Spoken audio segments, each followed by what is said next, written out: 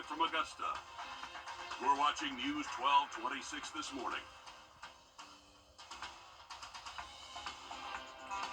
New beginnings as Bel Air Middle School students take to the newly built classrooms after months of delays because of Hurricane Helene. And military guards surrounding former President Jimmy Carter's body as he continues to lie in repose for day 3 of public viewing. We've got that and much more just ahead, but first, good morning. Thank you for joining us. I'm Nick Proto. And I'm Ashley Campbell. 6 o'clock on your Monday. It is a rainy start to the day. Yeah, most of that rain is still a little bit farther coming up in just a bit. 6:02.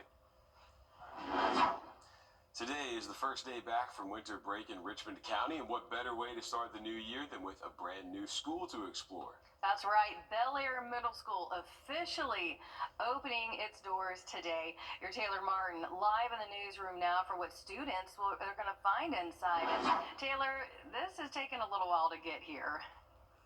Yeah, that's right, Ashley. It was supposed to open in October, but construction was delayed because of the aftermath of Hurricane Helene. Now, students have been going to Langford Middle School, but today is a new beginning. After months and months of waiting, Bel Air Middle School students and families got their official first look inside the newly built school at open house. The school's principal says she's excited for students to use the state-of-the-art equipment, which includes a steam room, collaboration room, and outdoor classrooms. Amongst all of the new students will still have the same class schedules, teachers, and bus routes. We're looking forward just to seeing the students' smiles on the face, the additional spaces where they're able to collaborate and enjoy the classrooms.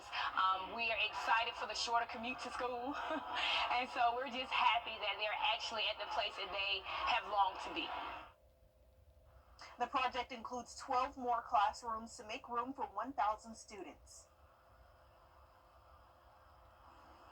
All right, thanks for that update, Taylor. We do hope that the first day back goes well for them and all of our other kids heading back. Thanks again, Taylor. Today, Congress is Breaking news here just into the newsroom this morning. Aiken City Department of Public Safety officials say fire crews are battling a fully involved house fire on Booth Road. The Department of Public Safety says emergency crews would be out there for a while. So far, public safety tells us that there are no injuries. Also, no surrounding buildings are in danger. We do have a crew on the way to the scene. Taking you now live at Stanton Optical Independent Eye Doctor. Meteorologist Tim Strong for your first alert. Bojangles has your morning craving cup. Live from Augusta, you're watching News 1226 this morning. Students and staff walking into a fresh start as they prepare for the first day at the new Bel Air Middle School.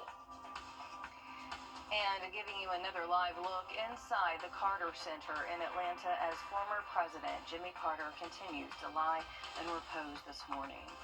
We've got those stories and much more coming up in just a bit, but first, good morning. Thank you for joining us. I'm Nick Proto. And I'm Ashley Campbell. It is 6:30 on your Monday. Kind of time to get back to reality, sending the kids off to school, and you're going to need your umbrella, rain jacket, because looking behind you there, we've got some rain in the forecast. Yeah, it really, not a lot. It's really affected the metro.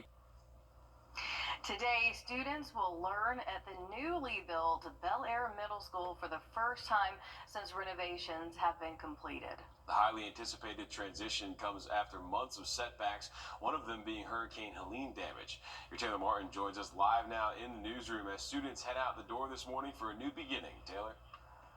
Well, families got their official first look inside the newly built school at open house. Now it's time to get the rest of the school year started in the new building. Students have been learning at Langford Middle School for the first half of the school year, making today a new beginning for them and staff too. Students will have the same class schedules, bus routes, and teachers, and the school's principal says she's excited for students to use the state-of-the-art equipment. State-of-the-art facility. We have a STEAM room where they're able to collaborate. They're able to engage in critical thinking activities. They have more space in the collaboration room, and we're just excited for them to even explore our outdoor classrooms and have more space and take learning to a new level. Now, this project includes 12 more classrooms to make room for 1,000 students. Okay, off to a fresh start this school year in a brand new building. Thanks, Taylor. The Orangeburg County School District is celebrating the new addition of a multi-million-dollar school. Leaders cut the ribbon on the new East Lake Elementary School Friday. It's a two-story building equipped with a STEM lab, turf playgrounds, a large gym, and outdoor patios. Officials say the project cost $46 million, money that came from a $190 million bond referendum passed by voters in 2022. The new elementary school will serve more than 700 students from pre-K to 5th grade. A wanted aggravated assault suspect is in jail this morning after a smash and grab burglary. 48-year-old Walter Tarver is right there on your screen. Richmond County deputies say they were called to Barney's Pharmacy on Ferries Ferry Road yesterday after an alarm went off. Deputies say that Tarver tried to run from the scene carrying 2 duffel bags. Officials say they caught him after deploying tasers. Emergency crews responded to the scene, treating the suspect's minor hand injuries. Tarver faces burglary, obstruction of the law enforcement officer, as well as another charge. 4 suspects are in jail while a 5th is on the run in connection to a Sparta shooting that left a man dead. The Sparta Police Department says that 4 adults and 1 child face felony murder in the death of Javon Turner. Officials say that Turner died Saturday after the Friday shooting at the intersection of Broad Street and Miles Street. 18-year-olds Darian Green and Mackenzie Edwards and 22-year-old Nehemiah Henderson are the adults facing charges in the case. Officers say that the child suspect is at YDC. 20-year-old Amarian Hunt is also wanted and facing charges in the shooting. This morning, we're working to learn the name of a suspicious death victim in Richmond County and the details surrounding the death. The Richmond County Coroner's Office says they were called to 14th Street at Jones Street for a dead woman Saturday. Our crew on the scene says they saw at least 2 Richmond County Sheriff's Office cars and a white van, as you see there on the screen. The Coroner's Office says an autopsy has been scheduled. New details continue to unfold in the deadly terrorist attack in Sumter County, an abducted 1-year-old girl is back home with her family, and a woman is facing charges after an Amber Alert. We first brought you that story Friday morning when the alert sent our phones buzzing here at the station. Florence Police Department says Cooper was found abandoned by a 32-year-old Macy Edie outside a home in Timmonsville by a Good Samaritan Friday morning. Officials say Cooper was taken Thursday night. Edie faces trafficking and drug charges related to that abduction. Staying in the Palmetto State, the mother of a teen suspect in a canine shooting is now facing charges for being a getaway driver. 34-year-old Shamika Williams, the mother of a 13-year-old who pled guilty to shooting Mumi, is charged with accessory after the fact of a felony. Richland County Sheriff says that Williams also faces a civil lawsuit in connection to that shooting.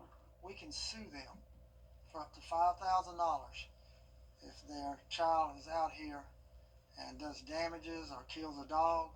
That's well over $5,000, but we can sue them.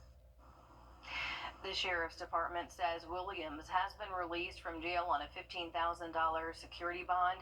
2 other teens are facing charges in the chase that ended in K9 Boomy's death. A 16-year-old pled guilty to their charges, and a 17-year-old has been denied bond. Fulton County has reached a deal with the federal government to fix its jail that has been plagued with problems and several deaths. The agreement is a consent decree that calls on the county to develop ways to keep inmates safe from violence and keep doors and locks functioning. Fulton County Sheriff says the job will be tough, but worth it. We now know the name of a man killed after being ran over Friday night in Edgefield County. The coroner's office says that 69-year-old Michael Simpkins from North Augusta died from blunt force trauma at a hospital. South Carolina Highway Patrol says it happened on Mount Zion Road in Trenton around 7 o'clock that night. Troopers say that a Toyota 4Runner was going east on the road while Simpkins was walking. The driver was not injured. Still ahead, a local nonprofit calling on the community for donations as they continue their mission of reselling gently used items at reasonable prices. How you can help addict treasures coming up. We've got some rain to deal with and a lot of wind for today. The setup, not the best Monday. We're talking a lot of cold air coming in for most of the week as well. That's all next. And as we head to break, giving you a live look here over the Canal 640.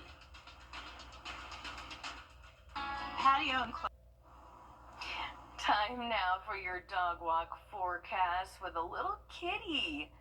there in the picture. Meet Ruby Sue and Hazel Jane. Ruby Sue is a 9-year-old Vizsla, while Hazel Jane is that 4-month-old cute kitten there. I love these pictures where they're just all cozied up with one another, you know, especially when it's a cat and a dog, or, you know, what have a you. couple of them. We had one, what was it, Friday? We also had a cat and dog pair. Yeah. So, a lot of them in the area. Keep them coming. We love to see them. We don't discriminate, so send them in. Best of pals, aren't they? Right there, all cuddled up. A rainy start for already. Those morning lows are going to be close to freezing, though. Low 30s to upper 20s through the weekend. A dry Sunday with sunshine. 6:48. We're continuing to follow some breaking news out of Aiken County we told you about in the last half hour. We have a crew working to get on the scene of a fully involved house fire on Booth Road. Our crew is running into a roadblock right now as officials have blocked off Wire Road at New Bridge Road because of just how bad that fire is. We're working to get as close as we can to the scene and get more information. Right now, Aiken Department of Public Safety says that the call came in around 5:30 this morning.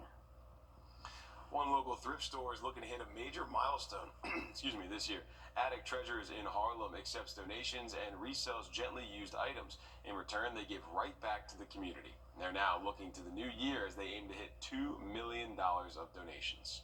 Anything your heart desires, you're sure to find it inside Attic Treasures. When they come in, it's like, my grandmother had this. I have to buy this. Something that from their childhood memories. So people know it's a good place to shop for their daily needs, and then they know they can come in and find some nostalgia also. The nonprofit has been around since 2008, reselling gently used items. President Stephanie Crenshaw says she's seen an increase in shoppers. A lot more people are coming in here for their daily needs than they used to, just because they know we probably have it. Personal needs, tools, clothing, and we have had an increase in shoppers daily since the hurricane for sure. And when you choose to donate or shop at Attic Treasures, a portion of the proceeds is going right back to the community, supporting local schools, animal shelters, food banks, other nonprofits, and individuals in need. Back into the community for this year was about $300,000. Since inception in 2008, 1.75 million. So we fully intend to hit 2 million this year. They say the community support has been amazing, and they have a number of frequent shoppers like Mike Brown. It feels good. My wife's a teacher, and a lot of the money goes to the local schools, and that's a worthwhile thing. A lot of churches and other things that need to be supported, and it's just real fun knowing that the money is going toward those uses. The staff is made up completely of volunteers who say they are here for the community. It feels good. Every day that I'm out here on the floor talking with people, somebody is going to thank me or tell me a story how we made their life better for them being able to, get good things cheap. Attic Treasures is open Thursday through Saturday. They say they can always use volunteers. And if you are in need of assistance or you'd like to support them, we do have information on our website under the Finding Solutions tab. It's 6:50. We'll be right back after a quick break. Up on CBS